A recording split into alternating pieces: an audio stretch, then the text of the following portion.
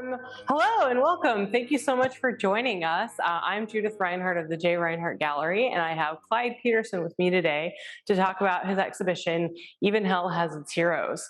Hello, Clyde. Hello, thanks for having me, Judith. Yeah, thank you. Um, so I just want to jump right in, talk a little bit about this exhibition. You were the tour manager for this band called Earth, and you are currently making a documentary film about them. Can you tell us just a little bit about how you discovered Earth to begin with? Sure.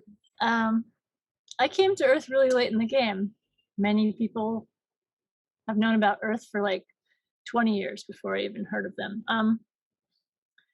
I was working as a tour manager and an artist manager in Seattle, and I was looking for work, and one of my bandmates was playing in this band, Earth. Um, and he was like, "We need someone to help us get our stuff together. We don't really have like an email address. We only have a landline."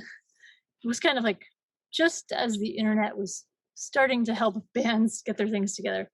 And so I met with them, and it seemed like a good arrangement. And I started working with them, and I worked with Earth for 5 years as a tour manager, as a manager, just kind of in all aspects of work. Yeah, What kind of things does that entail? anything you can think of. Tour managing and managing is like a 24-hour job in a 24-hour day. Um, Driving, selling merch, making sure there is merch, booking hotel rooms, being there for sound check, making sure there's water, making sure there's a Really towel for the drummer to glamorous. dry off with. Yeah, it's a glamorous life. Touring is a glamorous life. So what pushed you after working with them to make this documentary? Well, it's a good question. I spent 5 years kind of like learning about them and learning to like seeing what other people had already seen, and already knew, um, that they are like these extremely talented, very like, I mean, unknown in the world of like how famous bands can get, right? Like they have a cult following, they have a devoted following, but like to spend 5 years like watching a band and learning about them and learning their quirks and like s- having countless hours sitting in a van prattling and joking around, like there's they're just like we grew to really enjoy each other's company, I think. And I wish that I had like filmed those times, but I was always driving or carrying boxes or selling merch or counting money, so there was never a chance to do that. So afterwards, after I moved on and started getting into feature filmmaking, I asked them if I could come back and revisit our friendship and start making this like kind of experimental documentary with them. Um, so probably the thing you are most recently really well known for in the fine art world is your exhibition at the Bellevue Arts Museum called Merch and Destroy, that had the life-size Econoline van made completely out of cardboard, along with all the trappings of everything you need to go on tour. So obviously something you're well versed in. Was that exhibition and that project kind of pulled from your experiences with Earth, or just your experiences in general? Yeah, I would say that project like pulled from my working experience as a manager for 20 years and as a touring musician too. I was thinking a lot about like the differences in the way we treat artists in America versus the way artists are treated in other parts of the world for that exhibition. And part of the exhibition was a life-size green room that people could engage with lots of like lewd drawings on the walls. And um, the folks that visited that show, some of them were really offended by that room. And I just really wanted to have a conversation about like why artists are treated like this, like why every day a band enters a room covered in drawings of penises and is like, here, enjoy this room for 4 hours before you play, you know, this dank hole. And And that's acceptable. yeah, like all over the world, there are dank holes like that, but the food is better, the accommodations are better. It's kind of a little bit like better level of treatment for artists around the world. So when Mm. I was making that show, I thought a lot about that. So back to the documentary, did you find any of those moments while shooting the film? Yeah, absolutely. We visited a lot of, medium-sized clubs that have dank holes in them. Um, yeah, something about the band Earth is that they're like far more popular in Europe. And so they play bigger shows in Europe. There's a lot more reverence for them there. And in America, they play like mid-level clubs. And the shows are amazing anywhere you go and see them play. But I traveled with them a lot in the US and kind of experienced, um, you know, just what it's like to be a touring musician in America these days. Mm. Yeah. Um, in filming, why did you decide to shoot it all on Super 8 millimeter? Sure. Uh, when I started working on the documentary, I was really interested in becoming like a better cinematographer. And so Super 8 is the most accessible and affordable film currently. It's like, as far as affordability, it's $100 a roll basically to buy the film, process and scan it, and that's 3 minutes of film. So it's not that affordable. What used to cost $3 like 30 years ago is now $100. But um, when you use 16, it's twice as expensive, and when you use 35, it's like 3 times as expensive. So um, I was able to invest in a really fancy French Super 8 camera that's been rebuilt by some folks in LA and just like train myself on it and finally learn how to use a light meter. And, I was kind of took it as a training process. Yeah. So talk to us a little bit about this whole exhibition. I mean, they are all film stills from the documentary. Um, and it kind of chronicles your time mostly in the Pacific Northwest with Earth. Can you tell us a little bit about just your thoughts behind the whole show? Yeah, absolutely. Um, Throughout the process of making this film, I have been thinking a lot about the ways in which the Northwest shaped the band, and then the ways in which the band shaped the image of the Northwest.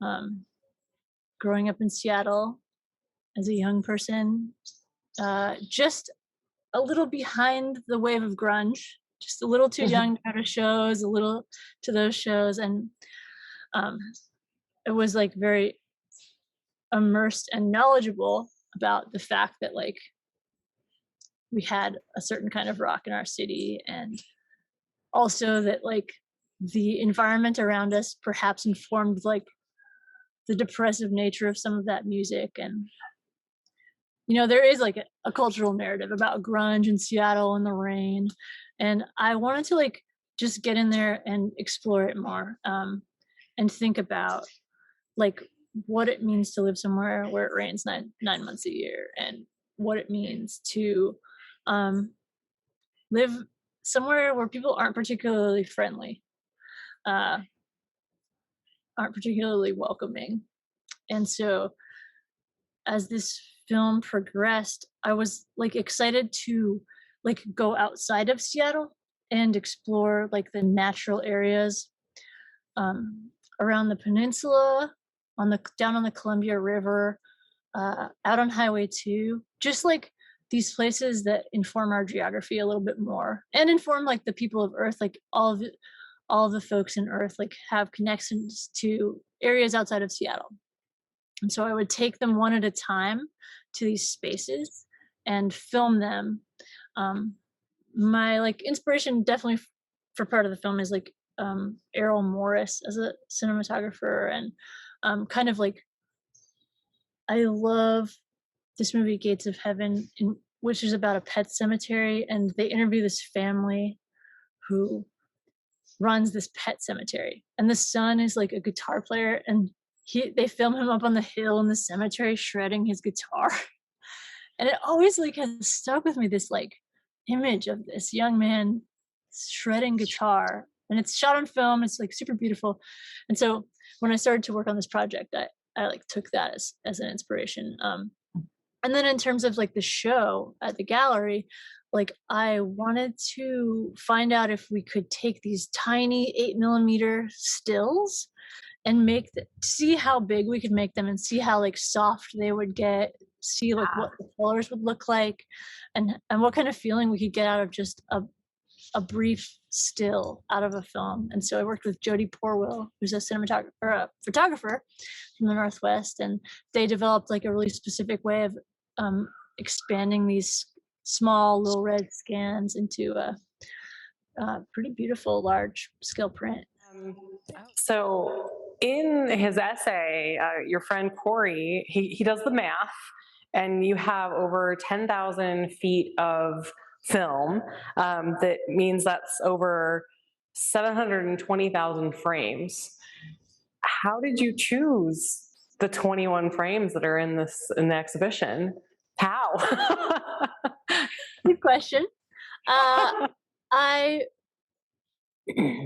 Since I've spent 4 years shooting the film, I know it like pretty intimately. Like I know all of the scenes because I thought about them and plotted them and planned them and like arranged them. Like some of these shots, like Steve down at the fake Stonehenge on the Columbia, took like an immense amount of planning. Like for example, we drove to Portland, picked him up at 2 a.m. as he got off tour, slept for 2 hours, and then we drove out on the Columbia River to catch the sunrise. So Wow.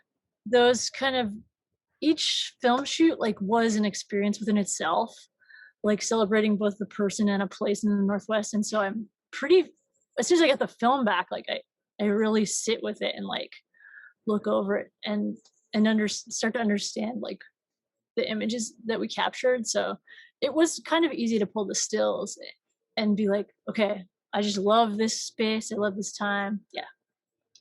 So, yeah. Were there any that you wanted to include but that didn't work out?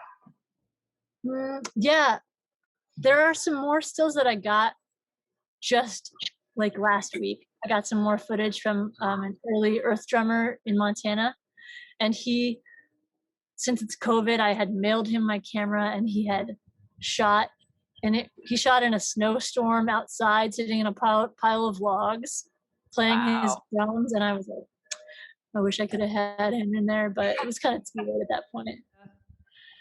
Yeah, what do you want viewers, when they come and see the show, what do you want them to take away? What do you want them to feel when they leave? I want people to like just have a really small appreciation for a group of musicians who have like lasted longer than 30 years together, who have like persisted through every like tragedy you could have, and kind of like pursued their art by any means necessary. Like that's the kind of hope I have for people entering into this show, like to just like take a minute to pause and like think about an art form and all the challenges that come with it, and also about like the environment that shaped that art form. Right, which is one piece that is in the show is the big cross section of a tree trunk that to me feels so rooted in the Pacific Northwest, in our history, in our history of logging, our cultural history, a history of indigenous peoples that have lived in the Pacific Northwest. The woods that you're in right now are so important to that environment. And we talked a little bit before about why this piece was included. Can you share a little bit more information on that? Yeah. I originally built that piece for a show at the Bellevue Arts Museum in 2020. organized by Tarika Waters. And the show was called Yellow Number 5. And I built that piece thinking about timelines, people's history, who tells what history, and also about like the Northwest and how we have these, remaining old growth forests, and they've survived just like every catastrophe and every horrible part of humanity. And yet, like, there are a few giant trees left. And in relationship to Earth, like, I think of Earth as an old growth tree in this like forest of younger, new bands, all kinds of artists. So that's why I wanted to include it in the show. So, is there anything else you want people to know about this exhibition? Well, I hope that people, when they come to visit, might put on their headphones and listen to a little bit of Earth while they're visiting, or if the music's playing in the gallery, enjoy that. Yeah. Yeah. I'd just love for people to like get to know a band that has been around for a long time, and get to know a little bit more about the Northwest and the environment they live in that we're also disconnected from. Especially now when we feel still so isolated. Yeah. Weirdness. Yeah. So, as an artist, I mean, you are incredibly multifaceted. You're a musician, you're a filmmaker, you are an animator. I feel like you're probably one of the best storytellers I've ever met. And you're this visual artist who creates these worlds for people to really experience in just amazing and crazy ways. What is your next chapter? What's kind of the next step for you? Yeah. My next step is to finish this film. Each Hell Has Its Heroes. And I am hoping to release it with like 100-page book of stills, kind of like influenced from this experience.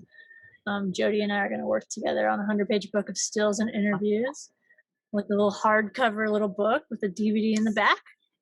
And after that, well, I just built a studio in the woods, so I'm going to try to get cozy in it and organize my stuff. And I've been working for now a couple years on another feature film called Our Forbidden Country, which focuses on stories taken from oral histories of gay men cruising in Seattle pre-AIDS. So early, like kind of centered around 1979. I did a bunch of interviews before the pandemic, luckily, talking to a lot of folks who survived it, who were in the party scene, in the clubbing scene, in the punk scene. Yeah. So I'm trying to make this like story about Seattle before it became what it is. Right. Well, it seems like that's been your focus for the last 5 years or so, of just here it is, warts and all. Yeah. This is Seattle, and I love that. Yeah. I grew up in Fremont before it had Google and Adobe in it, and so I know a lot of people talk about like Microsoft and Amazon, but like I felt like I was a teenager during the early Fremont gentrification and really, really saw it and the way it affected people and artist housing. And I'm sure there was waves of that before that I didn't know about. So yeah, I'm interested in the layers of the city that have been hidden from us. There's a lot under there that still exists in some way. And I think this definitely brings that in this one way of just following this one band through Highway 2 and finding these little places that exist, like the chapel out on Highway 2, the Stonehenge. Just driving down the highway and seeing these moments that exist that we tend to forget about. So I really appreciate that. Yeah, I took Dylan out to the chapel because he had told me that he and a bunch of other grunge rockers used to go shoot guns out there. And so I was like, oh, this is a space where you used to go pick up a 6-pack in Sultan, go shoot some Right. guns. You know, it's kind of like these places that are connected to each person in different ways. Well, thank you so much, Clyde, for coming today and meeting with us. So you all know the exhibition, Even Hell Has Its Heroes, is on view at the J. Rinehart Gallery between now and October 16th, 2021. You can also view it online at jrinehartgallery.com. You can check out the exhibition catalog online that has snapshots of all of the work in the show, along with an essay by Clyde that talks about the background and the history, and along with another essay by Corey Brewer talking about his time with the band. Yeah, once again, thank you so much for joining us. Thank you, Clyde. Thanks for having me. I hope you all make it down to the show. Bye.